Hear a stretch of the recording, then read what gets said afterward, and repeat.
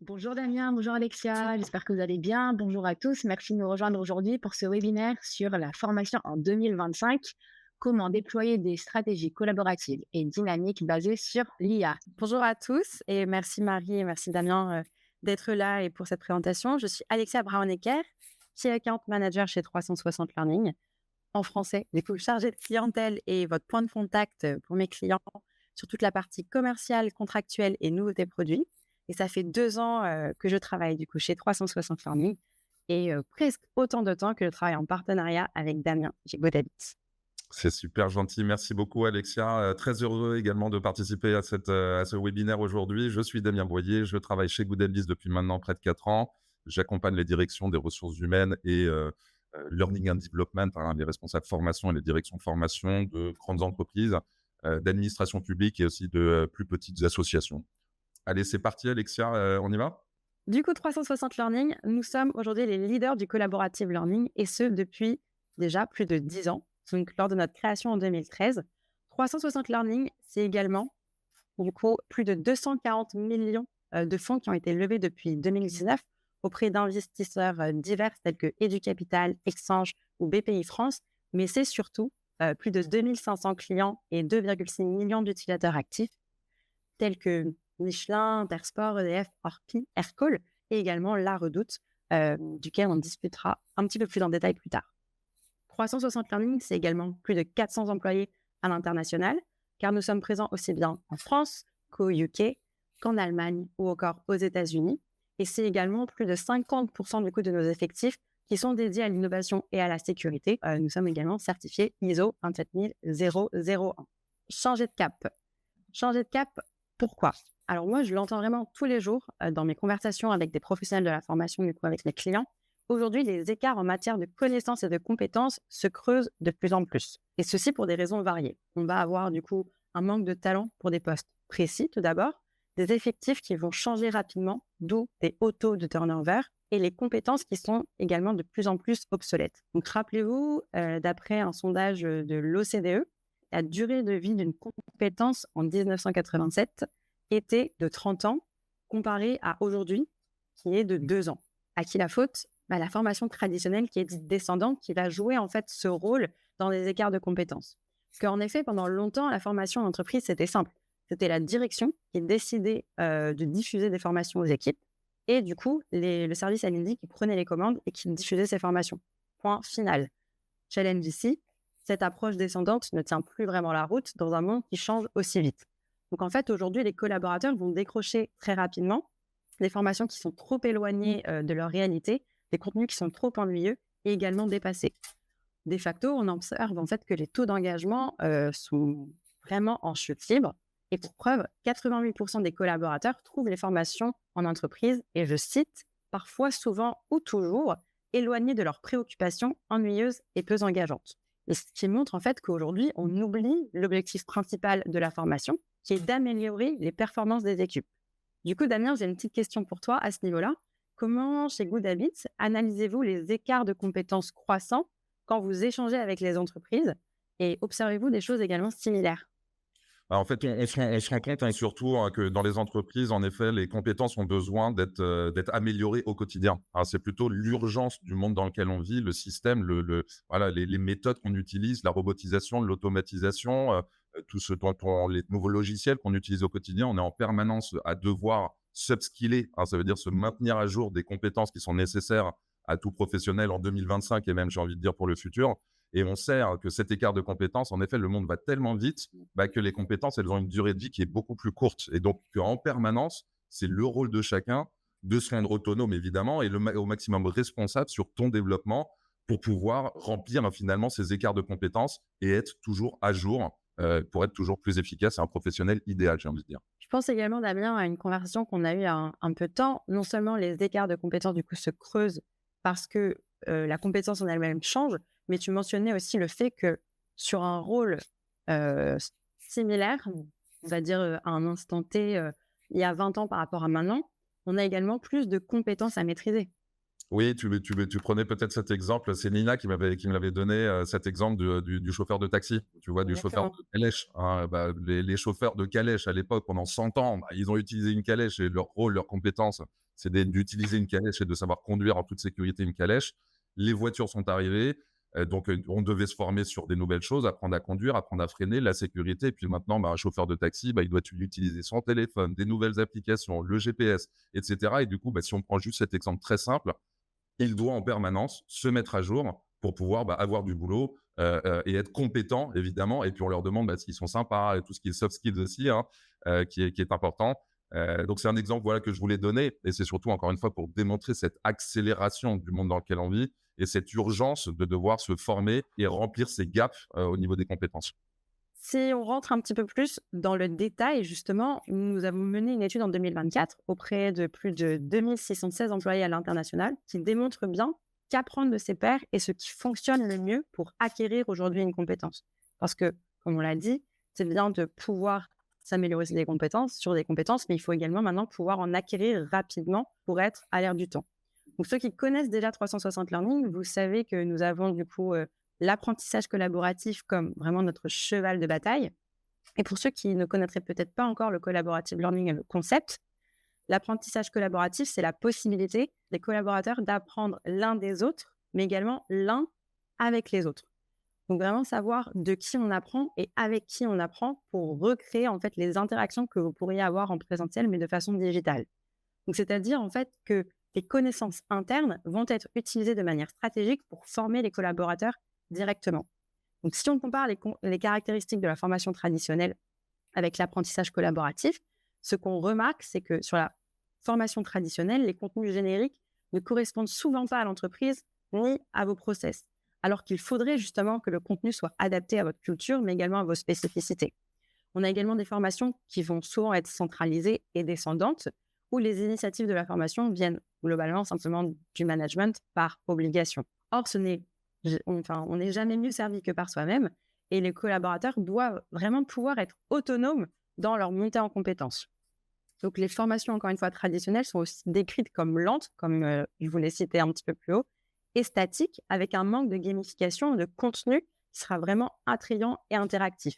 C'est vraiment dans ce contexte, du coup, que la formation traditionnelle, que les équipes L&D sont plutôt vues comme un simple fournisseur de formation et aussi plus comme vraiment une fonction support, alors qu'il devrait être vraiment l'allié stratégique de l'entreprise pour une meilleure création de valeur. Donc face à ça, on va remarquer différents avantages de l'apprentissage collaboratif, donc notamment que le contenu sera beaucoup plus pertinent et beaucoup plus pratique. On sera sur une démocratisation du coup de la formation car celle-ci ne sera plus descendante mais elle sera ascendante. On aura une formation qui sera beaucoup plus rapide et flexible et également un impact qui sera mesurable. Donc nous, de notre côté, chez 360 Learning, nous sommes convaincus et nous n'avons vraiment aucun doute que l'apprentissage collaboratif, c'est le futur. Donc, vous allez pouvoir retrouver du coup différents aspects d'apprentissage collaboratif. Comme je vous le mentionnais, c'était la possibilité déjà de capitaliser sur le savoir interne en permettant aux collaborateurs d'apprendre les uns des autres avec les autres. Mais du coup, ça passe également par la co-création du contenu d'experts en interne. Donc, encore une fois, capitaliser sur la ressource clé de votre entreprise, qui est le savoir de vos collaborateurs, sur lesquels vous avez déjà également du coup, investi parce que vous les avez formés, et de permettre du coup d'échanger ce savoir pour que ce savoir reste du coup chez vous, dans votre entreprise. Mais ça va être également la possibilité, comme je vous le disais, de recréer des interactions que vous aurez en présentiel de façon digitale, et ce, avec par exemple des réactions, des retours, des forums. Donc la possibilité vraiment de discuter au sein d'une plateforme et d'échanger ensemble. Comme on dit, une image vaut plus qu'un millier de mots. Et donc, voici globalement un aperçu de l'apprentissage collaboratif chez 360 Learning. Et vous allez voir, en fait, cet apprentissage collaboratif est vraiment présent à toutes les étapes de l'expérience utilisateur, et ceci par des fonctionnalités particulières. Donc, vous allez retrouver, par exemple, le forum contextuel pour constamment pouvoir échanger, des chemins, des modules, des forums, la possibilité également de remonter des besoins de formation et d'échanger sur les différents modules, la possibilité d'avoir du contenu aussi bien interne que de combiner avec du contenu externe comme Good Habits. Et du coup, petite question pour toi, Damien, comment vos clients intègrent-ils Good Habits dans leur LMS? Bah, en fait, on a différentes techniques, hein. On a une technique qui s'appelle le LTI, on a une technique qui s'appelle le remote SCORM, bien entendu, mais surtout tout l'art et ce qu'on a envie de faire et de vous démontrer, c'est cette facilité et vous éviter tout ce temps d'intégration qui parfois est un peu, comme on dit, qui prend du temps, hein, qui est time consuming. Donc on a un connecteur, hein, et c'est la bonne nouvelle et c'est l'une des raisons pour lesquelles on se retrouve aujourd'hui, c'est qu'on a un connecteur qui va vous permettre finalement de bénéficier de tous les contenus Goodhabit directement dans la plateforme, de 360. On vous tiendra au courant, en tout cas, dans les prochaines semaines, les prochains mois, sur cette grande nouvelle dont nous sommes extrêmement fiers. Merci, Alexia. Merci à toi, Damien. Si je continue un petit peu plus, du coup, dans cet aspect notamment de co-création qu'on mentionnait avec un grand investissement de chez 360 Learning sur l'intelligence artificielle, il va également vous être possible, grâce à l'intelligence artificielle, du coup, de faciliter la co-création des cours en collaboration avec des experts. Donc, vous allez avoir plusieurs options possibles, soit paramétrer des prompts par votre équipe L&D pour que, du coup, la plateforme vous génère des suggestions, ou une intégration directe, par exemple, de documents. Donc, ça va on a une myriade de supports que l'on accepte, que vous soumettez à la plateforme pour que celle-ci vous rédige simplement, du coup, une suggestion sur laquelle, évidemment, vous pourrez ensuite réitérer. Donc, fini le boulot d'étranglement de la formation. Les cours sont mis en ligne beaucoup plus vite et sont beaucoup plus rapidement disponibles également, vu que ici, vous serez assisté via un assistant IA pratiquement. Si je vais un petit peu plus loin, vous mentionnez également une myriade de supports. En effet, dans la plateforme, sans aucun outil externe, vous allez avoir la possibilité de retrouver aussi bien du contenu vidéo que du contenu GIF, mais également, comme je vous mentionnais, la possibilité de toujours interagir ensemble. Encore une fois, chez 360 Learning, les maîtres mots, collaboration, impact, mais surtout du coup, engagement, en rendant les contenus beaucoup plus attrayants et interactifs. Un autre point qui est important par rapport à ce qu'on a mentionné, c'est le fait de pouvoir remonter du coup des besoins de formation. Donc, plus besoin d'attendre, par exemple, une liste de sujets qui serait poussée forcément par la direction et qui serait ensuite finalisée par l'équipe. Vos collaborateurs vont pouvoir directement travailler avec l'équipe de formation et être sponsors et pouvoir vraiment pousser les besoins de formation sur lesquels ils souhaiteraient être formés pour toujours avoir plus d'impact du coup sur le contenu que vous allez leur partager. On parlait également de cette grande urgence qui était que les écarts de compétences aujourd'hui se creusent.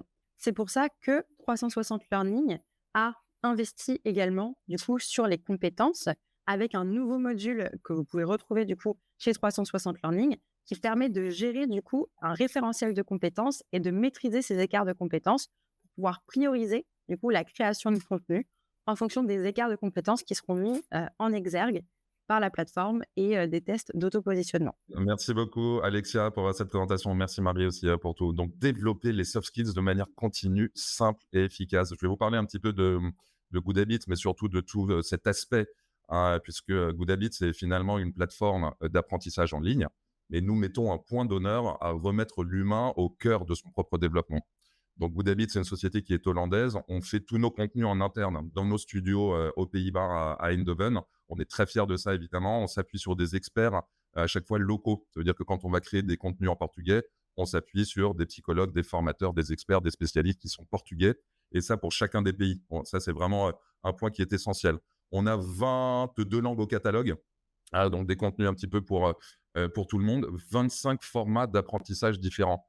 Pourquoi? Parce qu'on met une nouvelle fois, on pense que c'est essentiel de prendre du plaisir à apprendre. Donc, on a des quiz, de l'audio, de la vidéo longue, des ateliers, évidemment, de groupe, plein de choses pour faire des exercices en mode collaboratif. Et évidemment, on est très fiers d'avoir une présence, une présence très forte en Europe et un petit peu partout dans le monde. Quelques ingrédients qui, au quotidien, me semblent être les clés qui vont faire que vous pourrez faire de l'apprentissage collaboratif un succès. D'abord, définir évidemment les sujets qui sont les plus importants. Tout à l'heure, Alexia, tu parlais de faire remonter les besoins de formation. Il y a plein de manières finalement d'aller faire remonter ces besoins d'information. On est là aussi pour vous aider là-dessus. Donc, pour fixer derrière des objectifs, quels sont les sujets qui vont intéresser chaque individu, chaque équipe et évidemment toute l'organisation. L'apprentissage collaboratif, ça va aussi passer par la communication. En tout cas, créer une communication qui soit faite au niveau global et où tout le monde soit mis dans le même bain sur les sujets qui concernent toute l'organisation.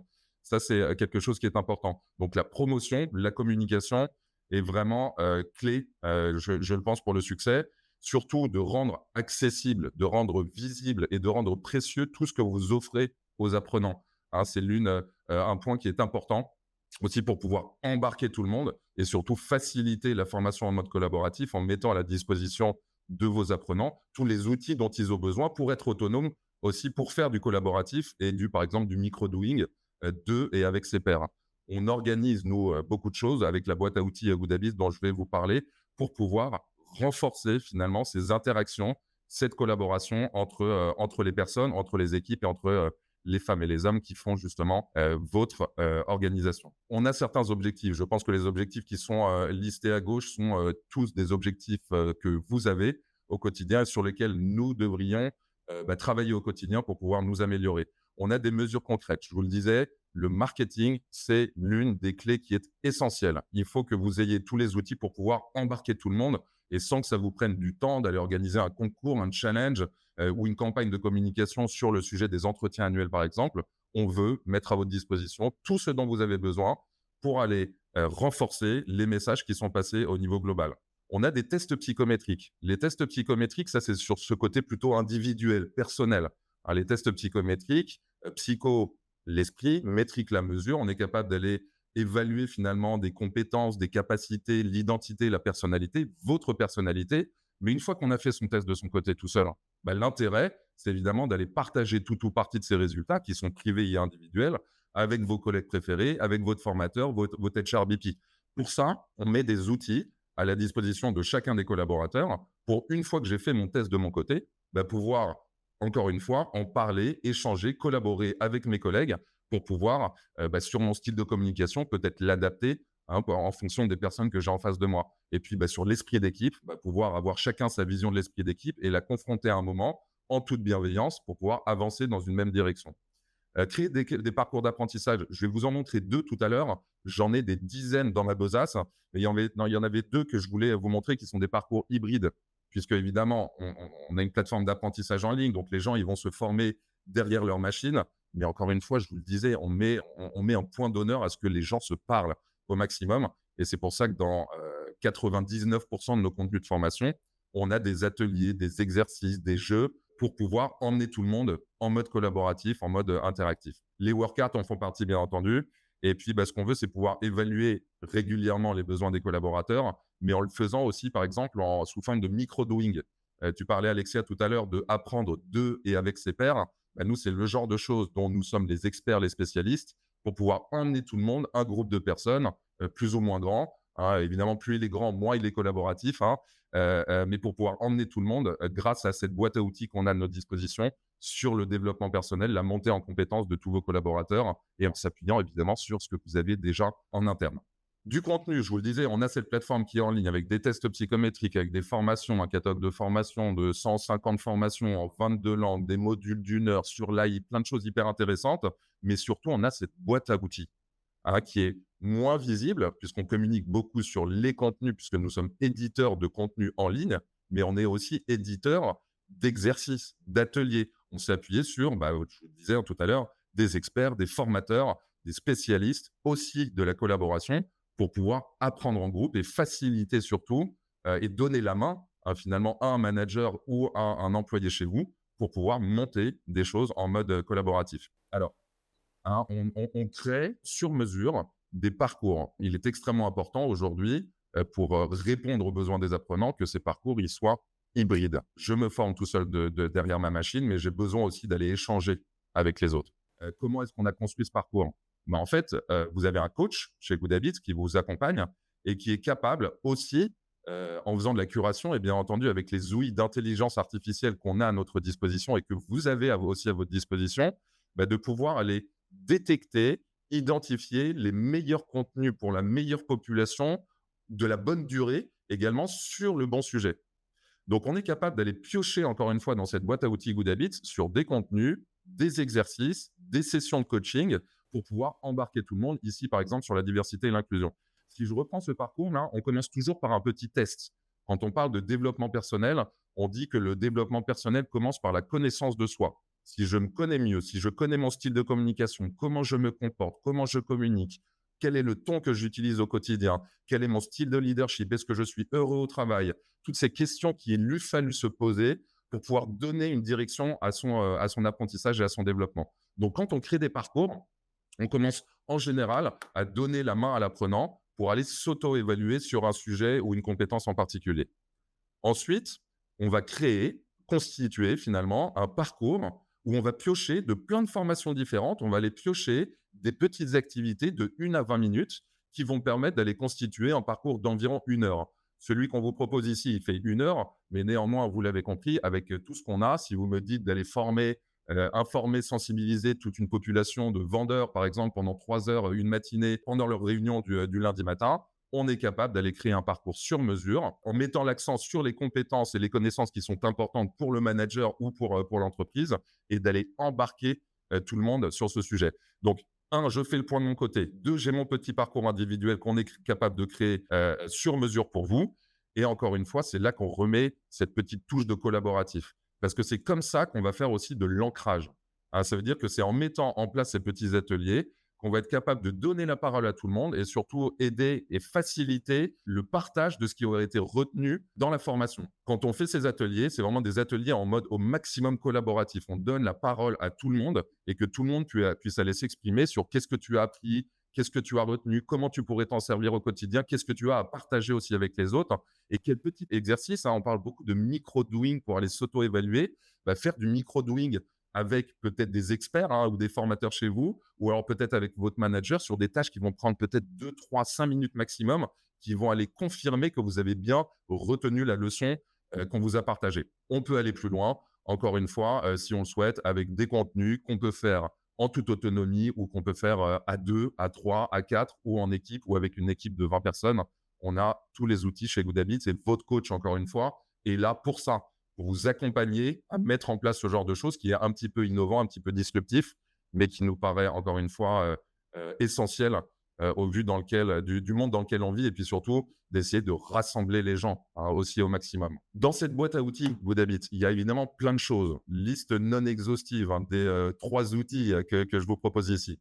Un, on a le fameux GoodScan, qui est un outil qui existe depuis maintenant 12 ans, qui vous permet en 10 minutes d'aller répondre à 73 questions et encore une fois de faire un état des lieux. Qu'est-ce que tu as envie d'apprendre au regard de tes tâches et dans quoi tu es passionné également, parce qu'il est important de mettre l'accent sur les talents. Donc le GoodScan, il va permettre de faire une auto-évaluation sur qui es-tu, quelle est la liste des contenus dans lesquels tu devrais plonger tout de suite au regard des réponses que tu as données, quelques traits de personnalité évidemment, c'est intéressant, et puis finalement des marges de progression ou des marges d'amélioration selon les différentes catégories dont je vous ai parlé sur le prochain slide. Donc, encore une fois que j'ai fait mon GoodScan tout seul de mon côté, l'intérêt, c'est d'aller partager avec mes responsables, avec mes managers, avec mes collègues ou avec peut-être mes responsables des ressources humaines pour aller dire, voici moi la liste des contenus qui me sont recommandés, où est-ce que je peux aller le retrouver, comment je peux accéder à ces contenus facilement pour pouvoir apprendre et donner une continuité à cet exercice que je viens de faire. Les tests psychométriques, je vous le disais, on a aujourd'hui en français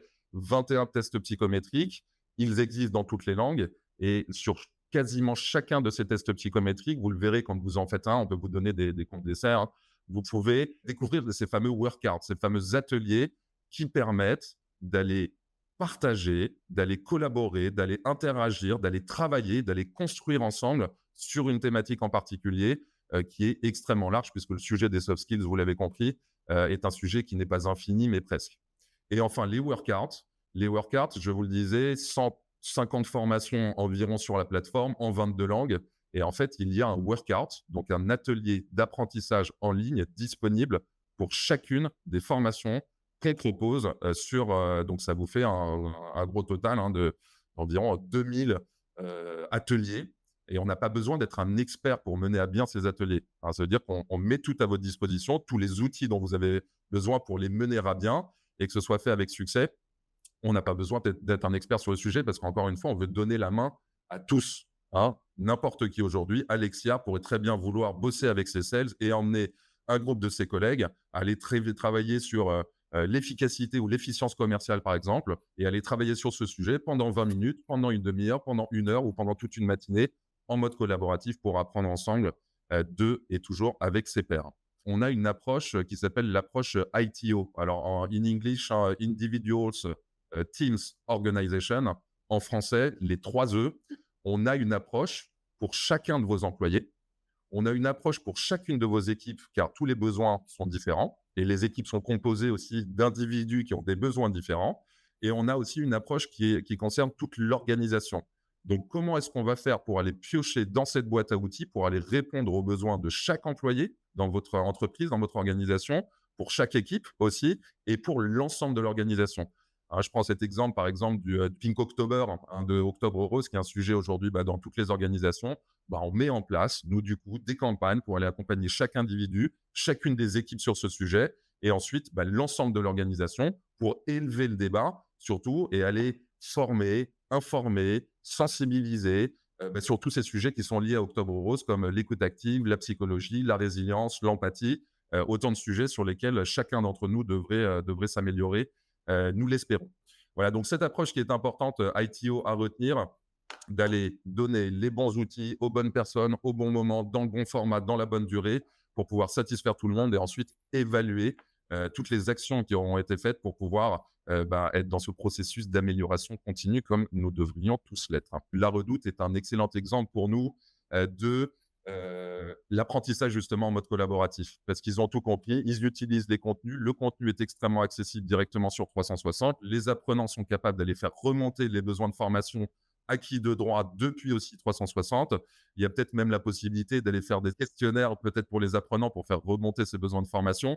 Voilà, c'est un client un peu idéal et on a l'impression qu'il a compris aussi l'importance d'aller faire travailler les gens ensemble.